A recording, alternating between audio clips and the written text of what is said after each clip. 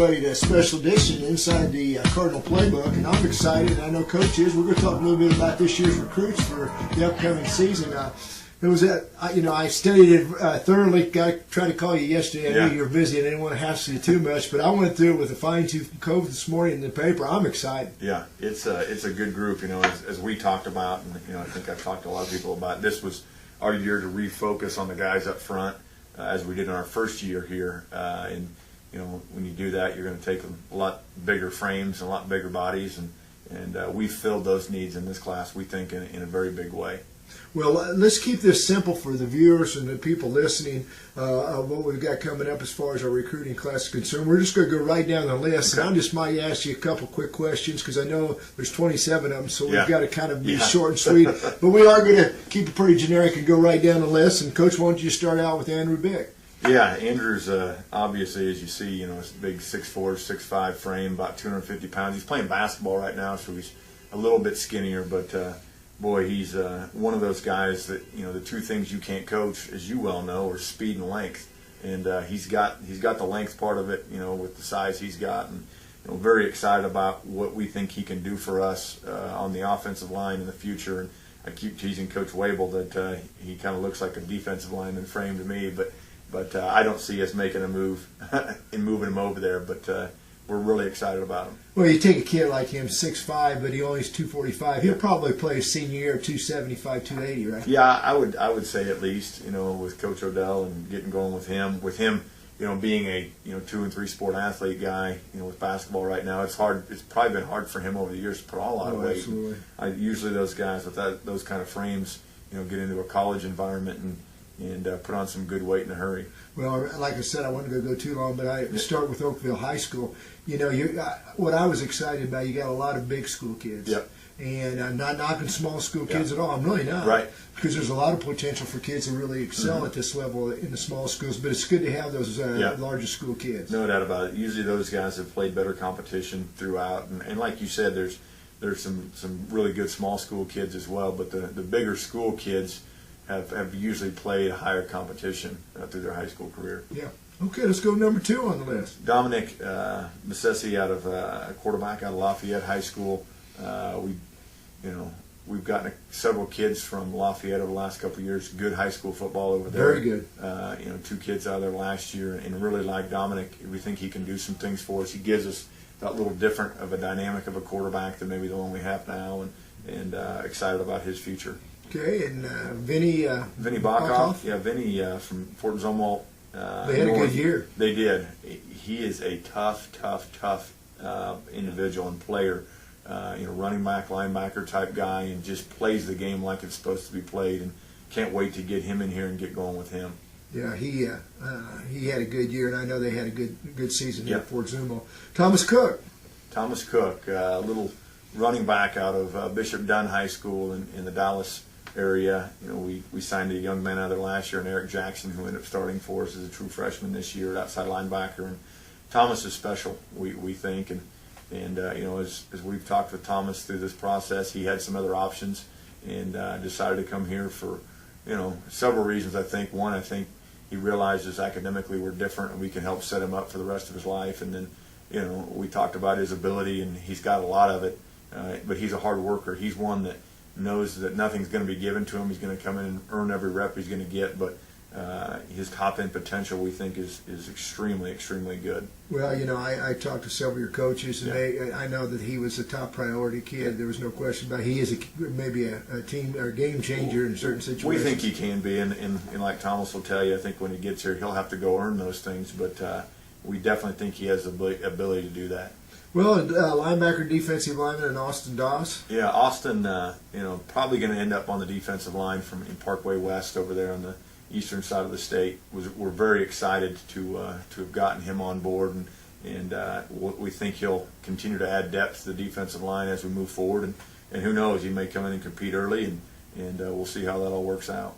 Well, Jared Douglas, a local kid all the way to the south. I'm always on you bad about recruiting guys in the Kansas City area, so you got one there. Yeah, he's played on a really good high school team. Obviously, they went and won the state championship this year for Coach Gorley. A William Jewell guy himself, he played offensive line for them, but he's a fullback type body. Moves well, was a first-team All-State kid, and we're really excited that he's on board. He comes from a winning program. Yeah. It's nice to have those kids that win state championships. And That helps. They use it. They know what it's about. Exactly.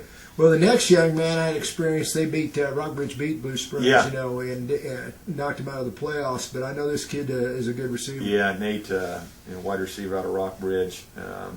He's been good for them for several years, and really liked what he was hearing from us, and not only us, but we've got 3 or 4 kids from Rockbridge already. And Josh. He's got good size. Yeah, he's a good-looking kid, and been a big play guy for them for the last couple of years. They've had a couple of receivers the last couple of years. One go to Arkansas, one go to Oklahoma, and Coach Odafale thinks that he's as good as they are, and so that's exciting. Yeah. The next one, talking about defensive line, the thing I really noticed, and this is really first really big kid that we've talked about, Alec Pfister from Windsor High School. He's 6'2", 320. Alec is a big dude now. He's one of the highest rated interior defensive linemen in the state, and we were very excited, obviously, to get him over here on a visit. And then we decided this is the place that he wanted to spend the next 4 years of his life. As we talked about supplementing those guys up front, you're only as good as those guys up front. You can be as good as you want to be in the skill positions. If you don't have the guys, on the offensive and defensive line, you're shooting yourself in the foot. So really, really excited about his future. Yeah, and I don't think people really realize on the offensive and defensive lines, you need more than 5 or 6. You need 7, 8, 9. Exactly. And we proved that at the end of the year. We were really on shoestrings. You're going to rotate those guys, especially on the defensive line, a lot. So you're going to play, sometimes 7 or 8 in a game. And, offensive line, you don't rotate quite as much, but with injuries and, that's hand-to-hand combat every play. Guys are going to get hurt. You need good depth there, and we think we've been able to add to that.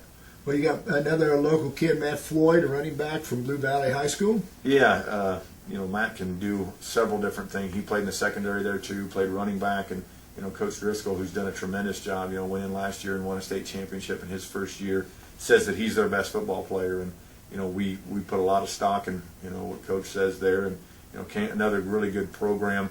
And we think he can come in and do a lot of things here. Well, the next young man, that's one of the guys I got real excited about, because Caleb Foster I've seen play a bunch. And you talk about coming from a program that's been successful. Coach Bame's done an outstanding job there, at least Summit West. You want big kid, 6'2", 255, and I know this kid and seen him. I think he could easily play 285 down the road. I definitely think you're right there.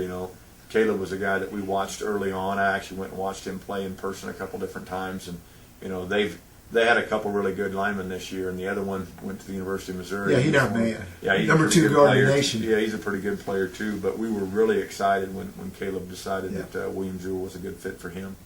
Trevor Goforth. Trevor from Washburn Rural, another good program on the Kansas side over in Topeka, and great frame kid, 6'2", 6'3", 265, and comes from a very good program. His head high school coach Derek Thomas, I've known for years, and he does a tremendous job with those guys. And we've got a guy on our roster from there already, and Andrew Edwards will be a senior tailback for us next year. So very excited to get a guy from Topeka in the fold here too. Yeah, it's good to keep it balanced on the Kansas-Missouri side, right. And you kind of move toward Wichita and Topeka, because those are places that we should be able to do some good there in recruiting.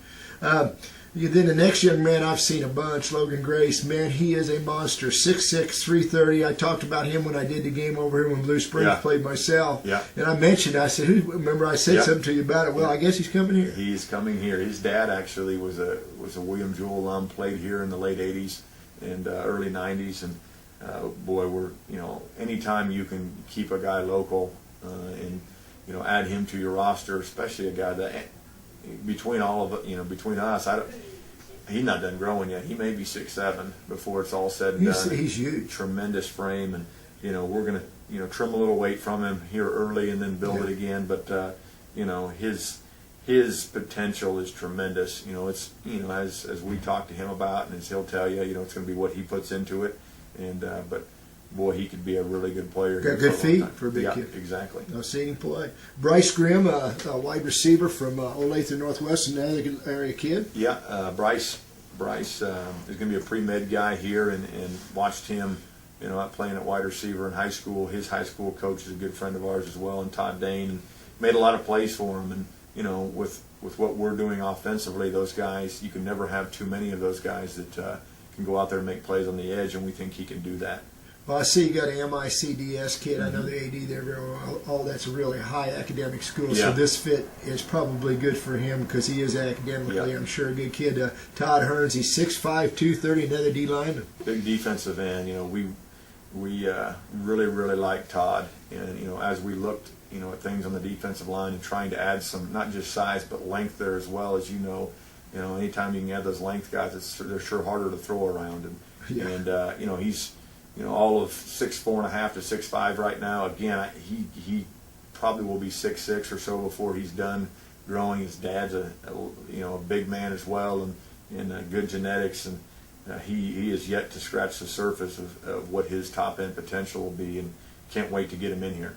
But Jamal Hicks from Kirkwood, I know we've lost a couple linebackers, and I know that Kirkwood program too. And year in and year out, they're one of the best programs in the state of Missouri, no question about it. And I imagine this kid runs the ball over there. He does. He does it. They do a great job over there. And Jamal, as we look at him, probably is an outside linebacker to start, and then depending on where his body goes from there, we may move him. But a guy that plays the game the right way, plays hard, tackles well, and looking forward to getting him going in the fall. Well, here's a Texas kid, and we all know what Texas football is about. Jay Coleman, a 6'2", another frame kid, 6'2", 265. Why don't you talk about his high school? I'm not familiar with that. Yeah, Jake's background. Rockwall Heath High School. He's a center, and we watched film on him early in the year, maybe August or September, and really liked him. And Coach Weigel was in conversation with him all the way through the season, and we brought him in on our first official visit weekend and really liked him, offered him, and he decided not too long afterward this is where he wanted to be. So very excited about getting another kid out of Dallas, and good football down there obviously as well, and looking forward to putting him with Coach Weigel and those guys up front and getting him going. Yeah, he'll be well coached, I guarantee you. Yeah. Jake Justice, another night, talk about small schools from Ash Grove High School, but he's 6'5", 330. Man, we've got a lot of 330 guys around there. He's, he and Logan Grace, the 6'6", 330 kid from Liberty, were actually here on the same official visit. And did you have enough taters for him? Boy, those are two big dudes now. They'll block out the sun, and I think those two kind of hit it off. And Jake decided as well, and at the end of the day, and he had some other options, and decided because of everything combined that this was going to be a good fit for him. And he's got all kinds of accolades if you read anything on him, on the offensive line. And again, you can't coach the frame and the length that he has, and can't wait to get him here.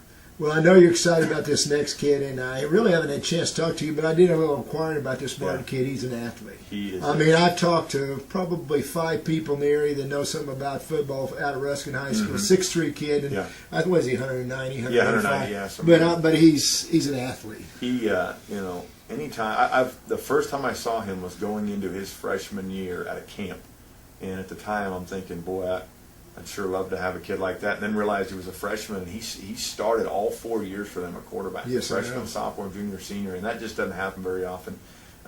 As impressive of a player as he is, he's even more of an impressive person.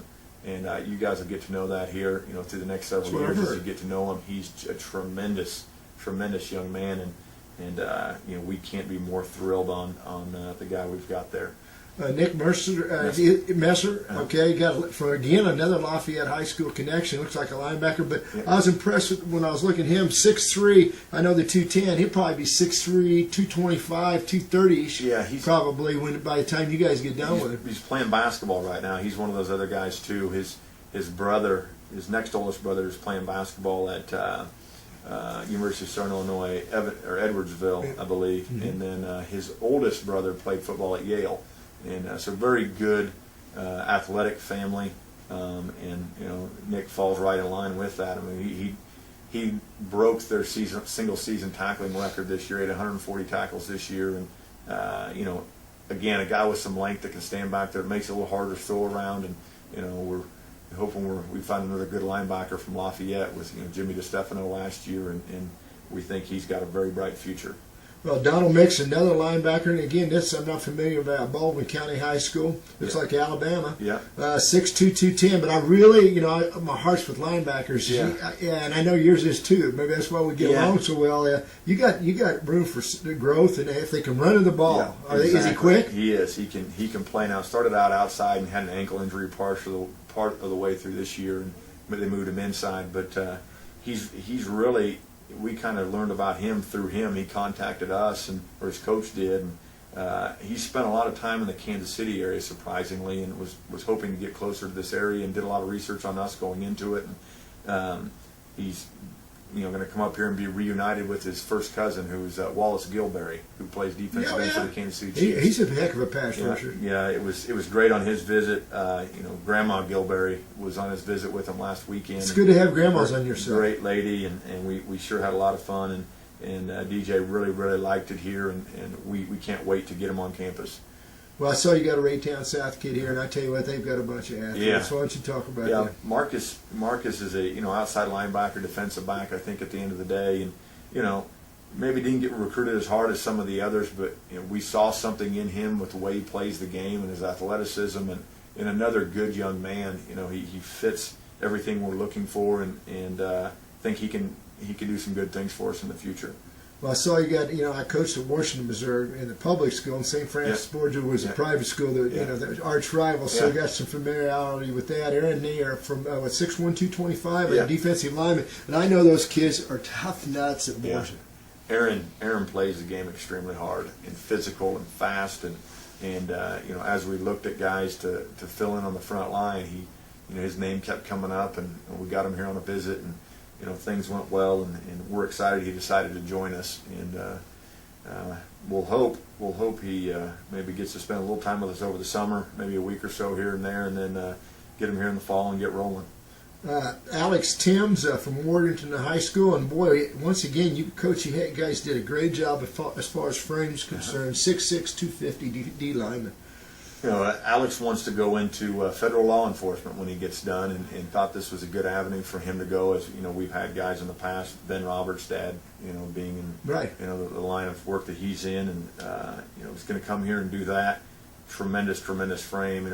We look for the frame kids as much as we can, because we know our strength coach, Coach Odell, can do a lot with those guys, and again, the sky's the limit for him, I think, from an ability standpoint. We got another quarterback here, Nick West, and also a connection with Frisco, Texas. Tell me a little bit about him. 6'1", 185. Yeah. His high school head coach is actually the son-in-law of a graduate of here that played with Coach Snyder. Vance Morris played here in the late early 1960s. I think he graduated in '62, and he's the one of the coaches at Louisiana College now, and so we've had a good relationship with Marty for several years, and really liked Nick. And knew he's been coached very well, and he and his family came up for a visit, and we really liked everything about him, and gives us another dynamic there that can throw on the run and move the pocket and do a lot of different things. So we think he's got a very bright future. Pretty mobile kid. Very mobile. Well, help me with this last name from Glendale High School, Omar Widjah. I got to learn that, Rick. Yeah.